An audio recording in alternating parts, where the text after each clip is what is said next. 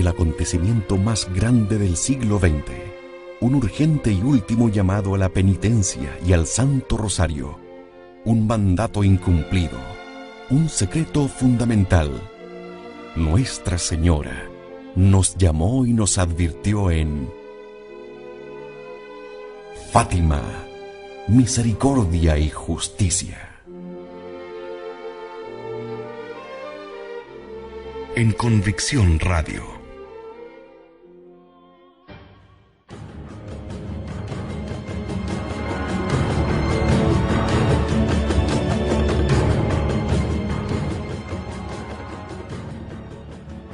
Bienvenidos amigos de Convicción Radio a Fátima, misericordia y justicia. Veremos en el presente capítulo las funestas consecuencias de la desobediencia al cielo, advertencias divinas. Todo esto tomado del libro Fátima, Roma, Moscú, del padre Gerhard Mura, que nos recuerda y nos demuestra que la consagración de Rusia al corazón inmaculado de María aún está pendiente.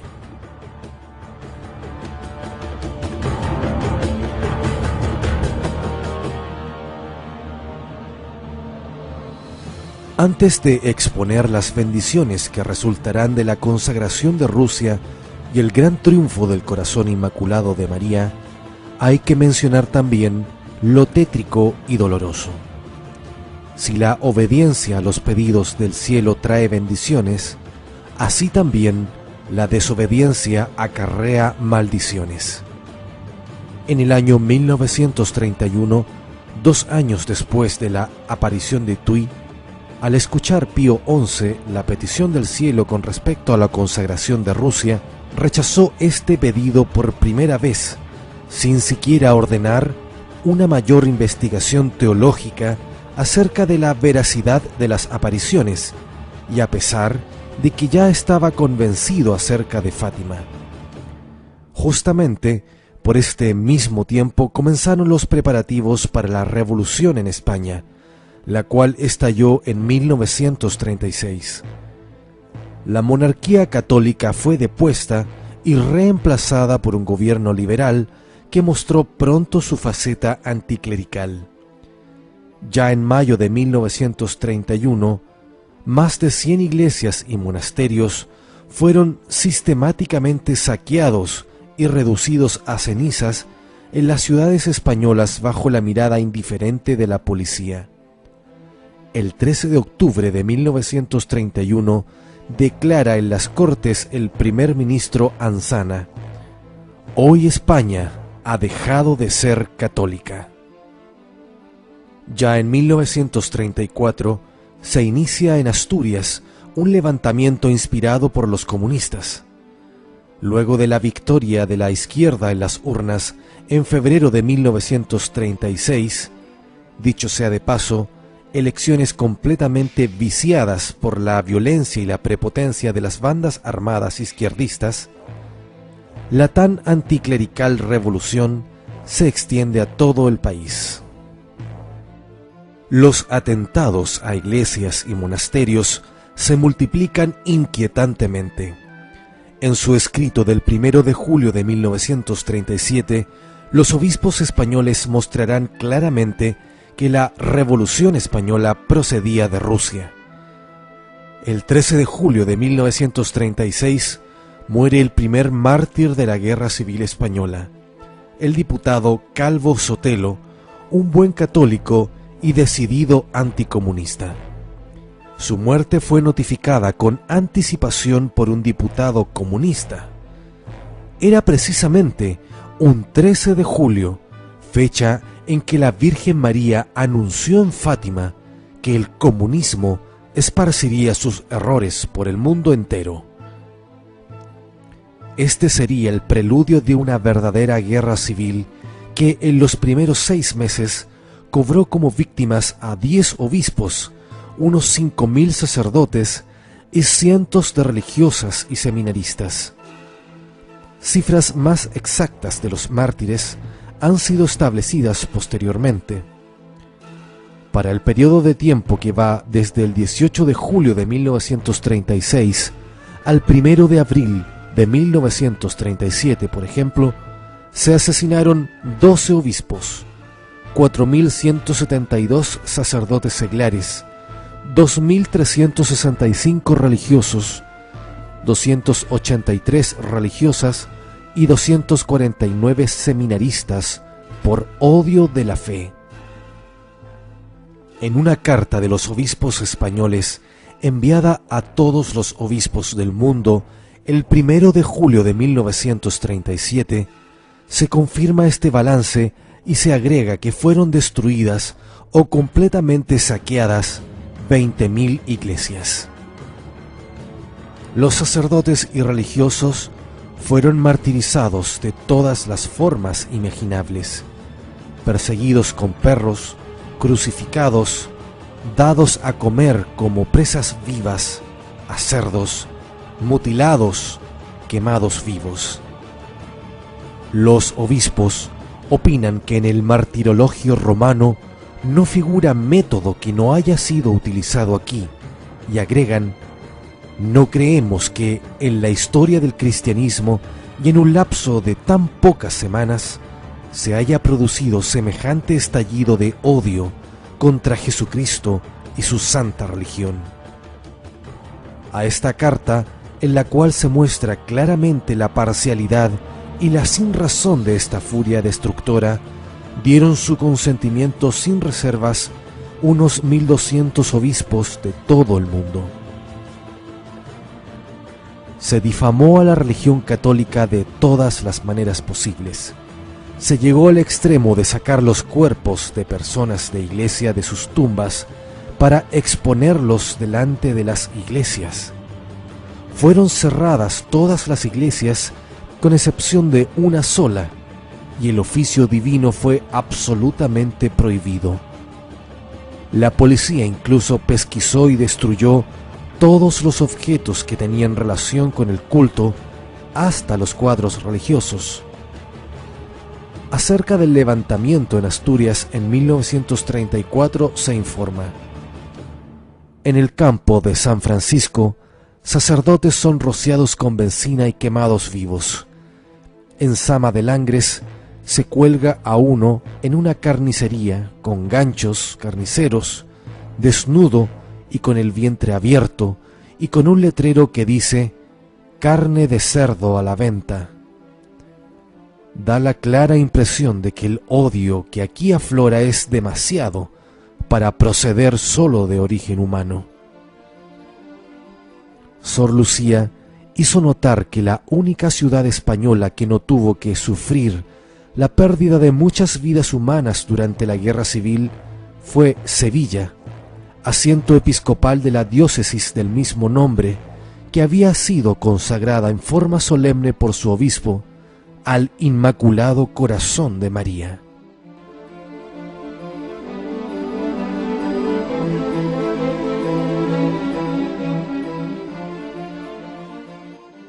La historiografía común se ha dejado influir en la presentación de estos acontecimientos por la propaganda de izquierda, exponiendo las situaciones justamente a la inversa de cómo ocurrieron realmente. Sin embargo, esta tergiversación y falsificación de la historia ya ha sido desenmascarada y refutada por muchos historiadores.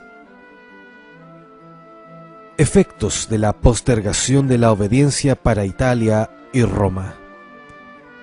¿Qué pasa si los papas siguen rehusando o bien postergando la ejecución de los deseos del cielo? Luego de que Pío XI rehusara realizar la consagración, se apareció Cristo a Sor Lucía diciéndole: haz saber a mis siervos, ya que siguen el ejemplo de los reyes de Francia y postergan la ejecución de mi petición, van a seguirlos también en su desgracia. En efecto, la desgracia de los reyes de Francia se pone como ejemplo de lo que sobrevendrá al Papa. ¿Qué acaeció a los reyes franceses?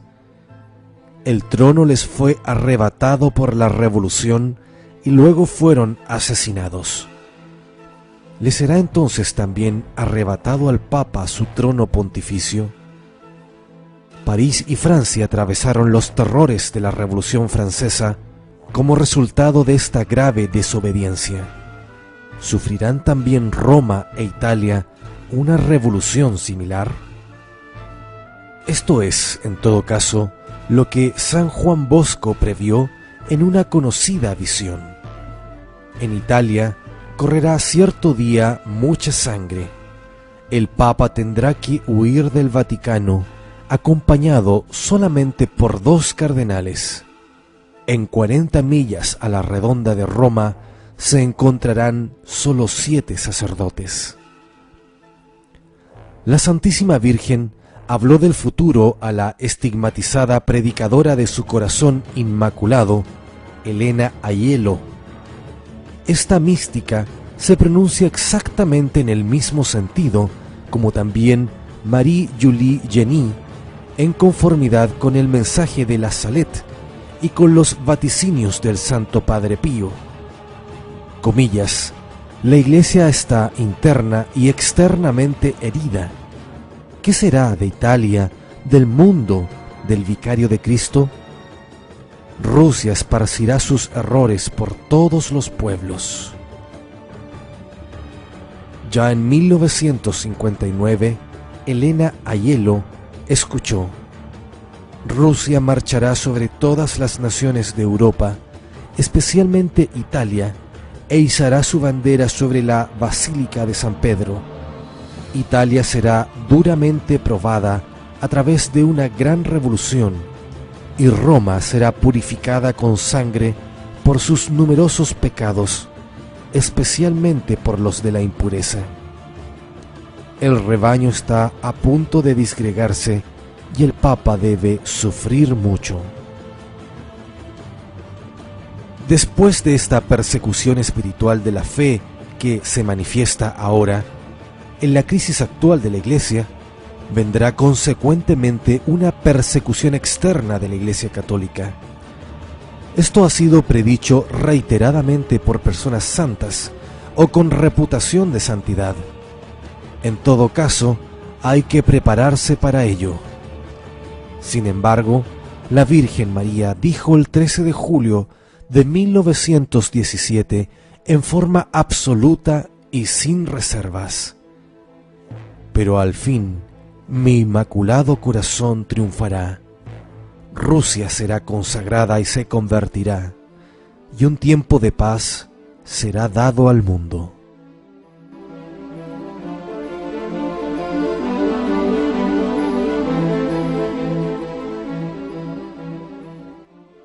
Relación entre el 13 de octubre y el 13 de mayo. 13 de octubre, martirio de San Pedro, y 13 de mayo, todos los mártires. Margherita Guarducci pudo, a través de sus investigaciones, primero acotar y luego, gracias a circunstancias especialmente felices, determinar la fecha exacta del martirio de San Pedro Apóstol, primer papa. Sus reflexiones están absolutamente fundamentadas y son convincentes. Ella afirma que el martirio de Pedro ocurrió el 13 de octubre del año 64 sobre el Vaticano, en el circo del emperador Nerón, en el punto culminante de la persecución decretada por este emperador. Nerón llegó a ser emperador el 13 de octubre del año 54 y ofreció como parte de la celebración del 10º aniversario de su gobierno sangrientos juegos. Según Tácito, la persecución contra los cristianos bajo Nerón estuvo vinculada al terrible incendio de Roma ocurrido en julio del año 64 y que la opinión del pueblo imputó al mismo César. Para librarse de esta sospecha y para arrojar una víctima a la ira del pueblo, Nerón, con la colaboración de delatores, hizo prender una gran multitud de cristianos que adulaban una funesta suposición, y los condenó sumariamente. Esta ejecución con tormentos escogidos fue dada en espectáculo al pueblo en los jardines imperiales. Entre las víctimas se encontraban también San Pedro y San Pablo. Así, la fecha de la última aparición de la bienaventurada Virgen María en Fátima y día del milagro del sol, el 13 de octubre de 1917, sitúa Fátima en un contexto más amplio y le confiere un significado más profundo. El 13 de octubre del año 64 resulta entonces para nosotros un día victorioso en el cual San Pedro Apóstol alcanzó la palma inmarcesible del martirio, aunque en ese momento pareciese una victoria de Nerón. El 13 de octubre es para Nerón el día del comienzo de su reinado. Entre los enemigos más encarnizados de la Santa Iglesia, Nerón ha sido considerado como la primera realización del anticristo del Apocalipsis. El 13 de octubre, como fecha de Fátima, señala que el Santo Padre también en la actualidad es figura central en la batalla entre la luz y las tinieblas. Más aún, puede ser una advertencia de que la vida del Papa será amenazada de nuevo, como le fue mostrado a San Juan Bosco en una visión de la huida del Santo Padre, en la cual lo vio pasar sobre los cadáveres de los cardenales martirizados. Un intento de ello fue el impío tentado del que salvó milagrosamente la vida Juan Pablo II el 13 de mayo de 1981, fecha de Fátima.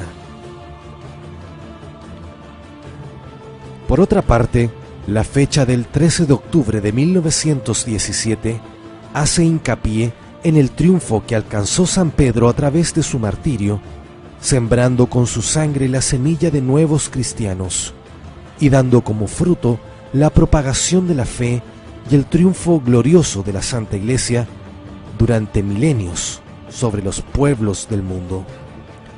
Se puede esperar entonces que, después de las oscuras nubes de la purgación del orbe, con el amanecer del gran triunfo del corazón inmaculado de María, estará también vinculado un triunfo del romano pontífice sobre los pueblos del mundo.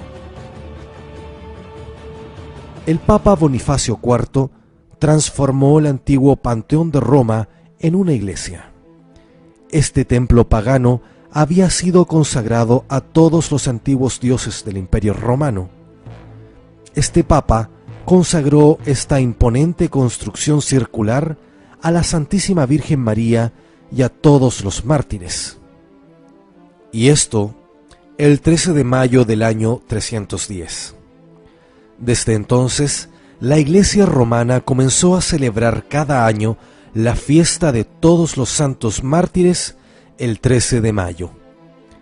A partir del papado de Gregorio III, la fiesta se amplió cada vez más, desde los mártires a todos los santos. Esta ampliación fue confirmada por Gregorio IV, y la solemnidad se fijó para el 1 de noviembre, fiesta de todos los santos, tal como hoy la sigue celebrando la Santa Iglesia como fiesta universal.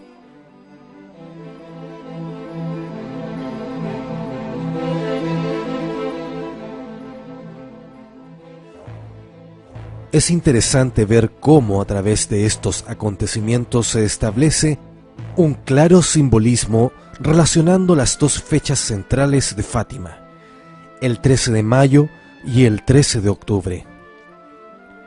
El 13 de octubre alude al martirio de Pedro, cabeza de la cristiandad.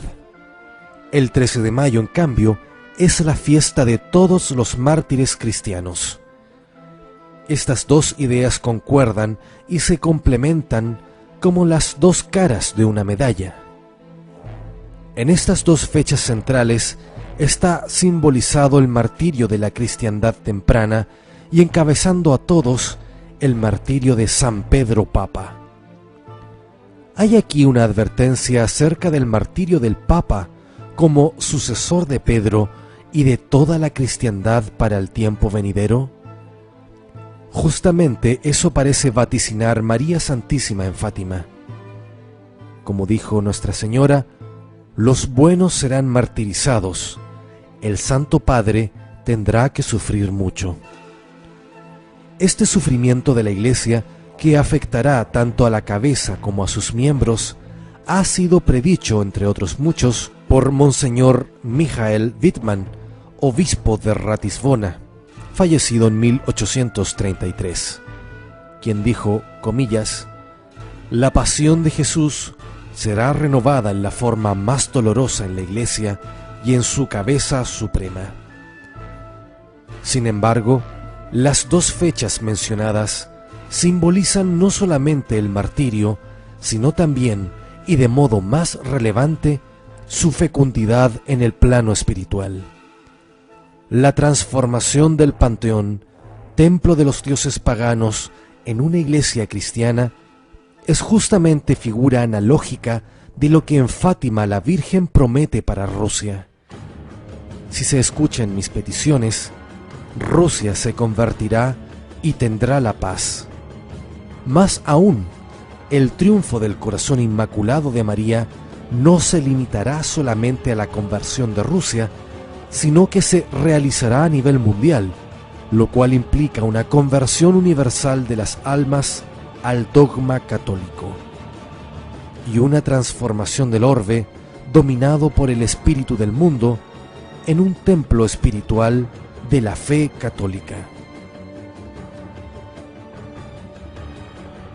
La fiesta de Santa María ad Mártires del 13 de mayo tuvo para Portugal una especial importancia.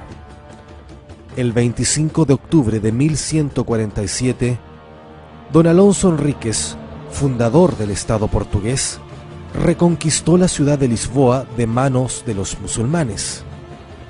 Esto sucedió después de duras luchas durante las cuales perdieron la vida muchos cristianos. Cuando la batalla estaba aún indecisa, un jefe militar portugués trajo al campo de batalla, lleno de confianza, una imagen de la Madre de Dios, lo que infundió tanto valor a los cristianos y atrajo tales bendiciones celestiales que lograron la victoria. El rey había hecho voto de construir 2 iglesias marianas en la ciudad si el resultado de la batalla le era favorable, promesa que luego cumplió. La imagen de la Virgen que le procuró la victoria fue trasladada a la iglesia del oeste, que había sido construida sobre la tumba de los soldados cristianos. Dada la costumbre imperante en ese tiempo de denominar mártir a todos los que caían combatiendo contra los infieles, esta iglesia se denominó María ad Mártires. La consagración de este templo se realizó el 13 de mayo, fecha en la cual en el primer milenio se había establecido la fiesta de María ad Mártires.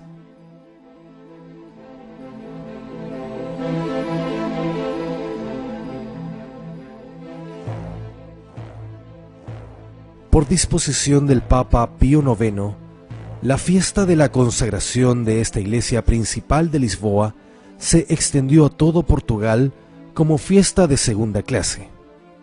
Esta fiesta se llamó Dedicatio Beate Mariae ad Mártires, consagración de la iglesia Santa María de los Mártires. Con esta fiesta, entonces, Portugal ha tenido siempre una directa relación histórica con la antigua fiesta cristiana de Santa María ad Mártires, un hecho más que justifica nuestra interpretación del simbolismo del 13 de mayo. Sin embargo, el apoyo más rotundo a la interpretación del 13 de mayo y 13 de octubre aquí presentada nos lo brinda la primera parte del tercer secreto de Fátima, publicada el 26 de junio del año 2000 por la Congregación para la Doctrina de la Fe. He aquí el texto. La tercera parte del secreto revelado el 13 de julio de 1917 en Cova da Iria, Fátima. Escribo en acto de obediencia a vos, mi Dios, que me ordenáis por intermedio de su excelencia reverendísima el obispo de Leiria y de vuestra y mía Santísima Madre.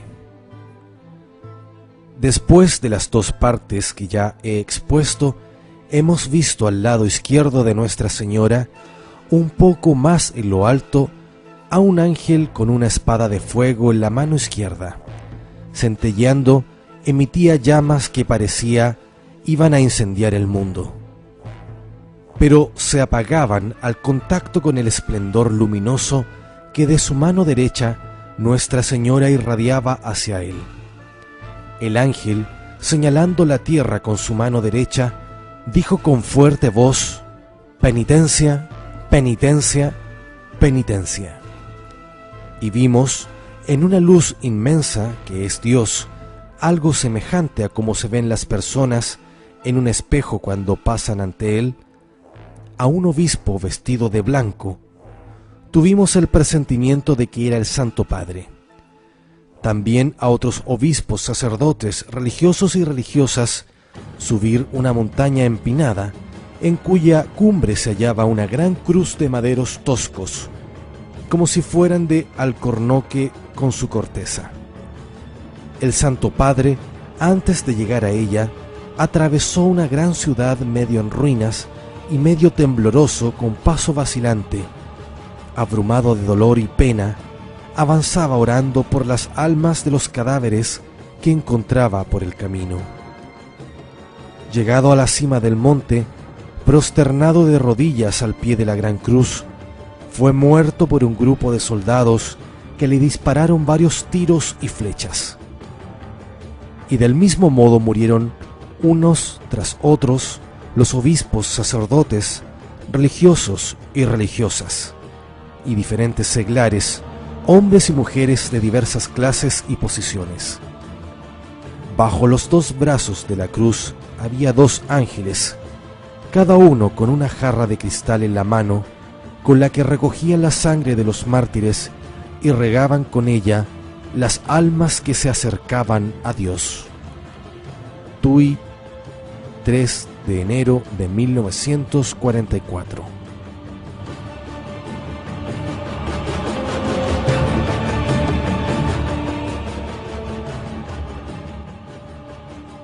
A pesar de los intentos de la Congregación para la Doctrina de la Fe por desvirtuar el contenido de este texto, el significado de la visión queda claro.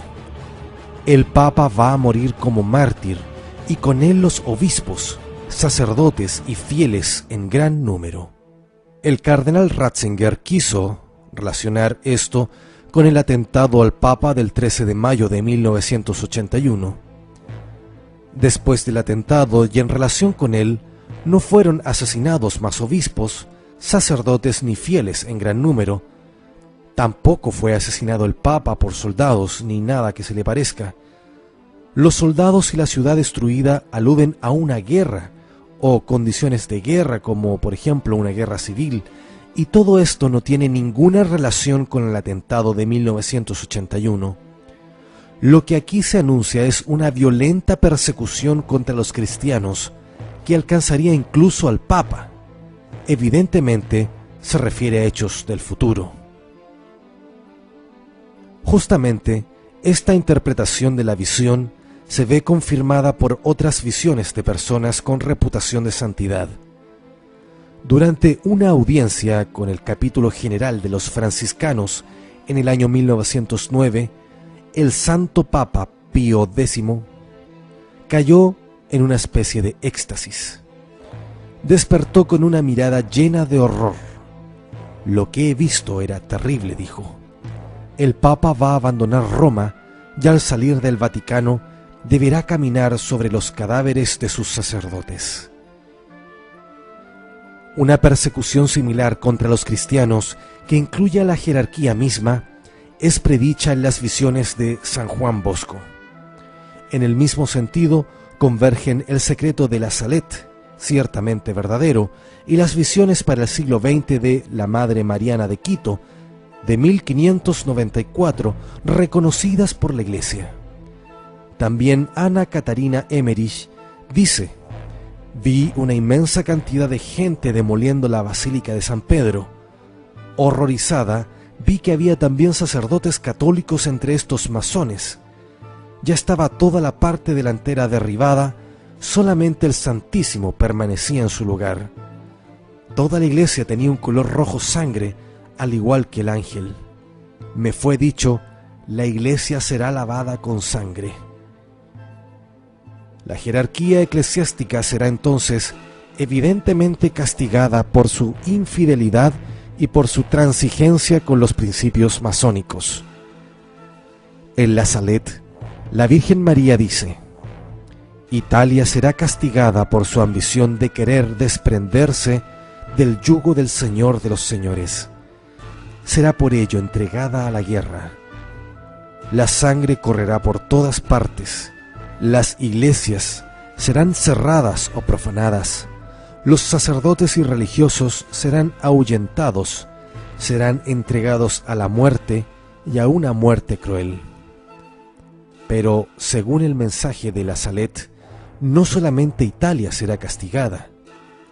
La sangre correrá por las calles. El francés luchará contra el francés. El italiano luchará contra el italiano. En las profecías de la Salette figura incluso: la iglesia será eclipsada. La iglesia, por lo tanto, parecerá como inexistente durante algún tiempo. Esta interpretación es confirmada por visiones de Jacinta Marto, quien dice: yo no sé cómo sucedió esto. Vi al Santo Padre en una gran casa, arrodillado frente a una mesa, con la cabeza entre las manos y llorando. Afuera había mucho gentío y algunos le lanzaban piedras, otros lo maldecían y le decían muchas malas palabras. Pobre Santo Padre, tenemos que rezar mucho por él. Esto concuerda con el tercer secreto. Aparentemente aún no ha ocurrido. Nuestra sociedad se vuelve cada vez menos cristiana. Las manifestaciones del odio al cristianismo son cada vez más frecuentes. No se rechaza solamente la divina revelación, sino también la ley natural, especialmente en cuanto a la moral. No se ve en el horizonte una solución verdadera proveniente desde la Iglesia. Sin un socorro sobrenatural, ciertamente no habrá una conversión verdadera y duradera. Así parece inevitable que el odio contra el ya desvitalizado cristianismo algún día se descargue desenfrenadamente. En Fátima nos lo advirtió la Santísima Virgen.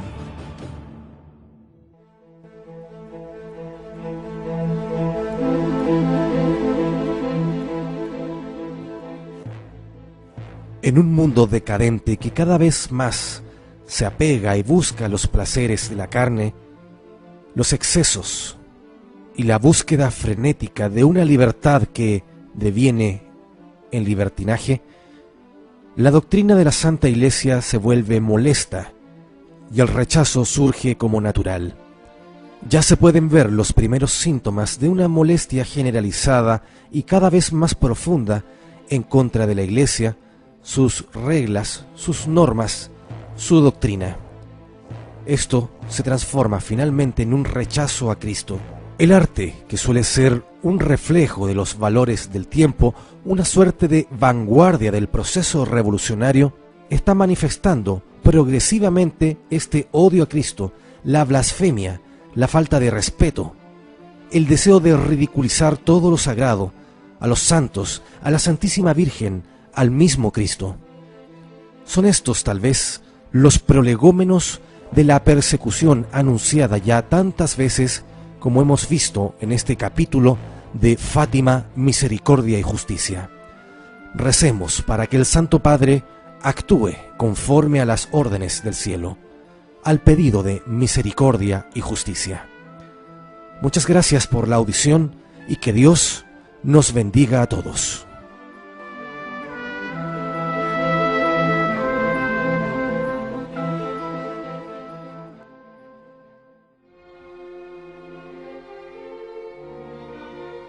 El acontecimiento más grande del siglo XX, un urgente y último llamado a la penitencia y al Santo Rosario, un mandato incumplido, un secreto fundamental. Nuestra Señora nos llamó y nos advirtió en Fátima, misericordia y justicia. En Convicción Radio.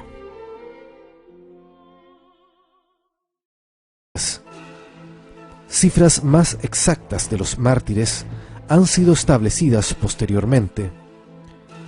Para el periodo de tiempo que va desde el 18 de julio de 1936 al 1 de abril de 1937, por ejemplo, se asesinaron 12 obispos, 4.172 sacerdotes seglares, 2.365 religiosos, 283 religiosas y 249 seminaristas por odio de la fe.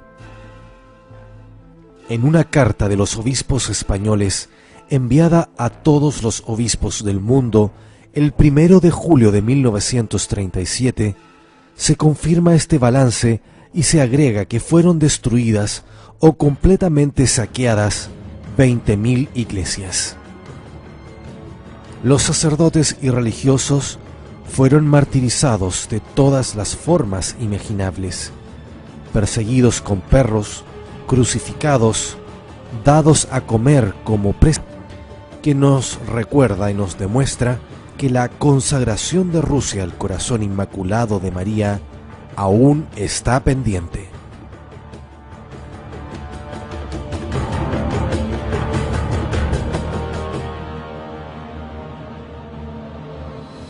Antes de exponer las bendiciones que resultarán de la consagración de Rusia y el gran triunfo del corazón inmaculado de María, hay que mencionar también lo tétrico y doloroso. Si la obediencia a los pedidos del cielo trae bendiciones, así también la desobediencia acarrea maldiciones. En el año 1931, 2 años después de la aparición de Tuy, al escuchar Pío XI la petición del cielo con respecto a la consagración de Rusia, rechazó este pedido por primera vez, sin siquiera ordenar una mayor investigación teológica acerca de la veracidad de las apariciones, y a pesar de que ya estaba convencido acerca de Fátima. Justamente por este mismo tiempo comenzaron los preparativos para la revolución en España, la cual estalló en 1936. La monarquía católica fue depuesta y reemplazada por un gobierno liberal que mostró pronto su faceta anticlerical. Ya en mayo de 1931, más de 100 iglesias y monasterios fueron sistemáticamente saqueados y reducidos a cenizas en las ciudades españolas bajo la mirada indiferente de la policía. El 13 de octubre de 1931 declara en las Cortes el primer ministro Anzana: «Hoy España ha dejado de ser católica». Ya en 1934 se inicia en Asturias un levantamiento inspirado por los comunistas. Luego de la victoria de la izquierda en las urnas en febrero de 1936, dicho sea de paso, elecciones completamente viciadas por la violencia y la prepotencia de las bandas armadas izquierdistas, la tan anticlerical revolución se extiende a todo el país. Los atentados a iglesias y monasterios se multiplican inquietantemente. En su escrito del 1 de julio de 1937, los obispos españoles mostrarán claramente que la Revolución Española procedía de Rusia. El 13 de julio de 1936 muere el primer mártir de la Guerra Civil Española, el diputado Calvo Sotelo, un buen católico y decidido anticomunista. Su muerte fue notificada con anticipación por un diputado comunista. Era precisamente un 13 de julio, fecha en que la Virgen María anunció en Fátima que el comunismo esparciría sus errores por el mundo entero. Este sería el preludio de una verdadera guerra civil que en los primeros 6 meses cobró como víctimas a 10 obispos, unos 5.000 sacerdotes y cientos de religiosas y seminaristas. El acontecimiento más grande del siglo XX, un urgente y último llamado a la penitencia y al Santo Rosario, un mandato incumplido, un secreto fundamental. Nuestra Señora nos llamó y nos advirtió en Fátima, misericordia y justicia. En Convicción Radio.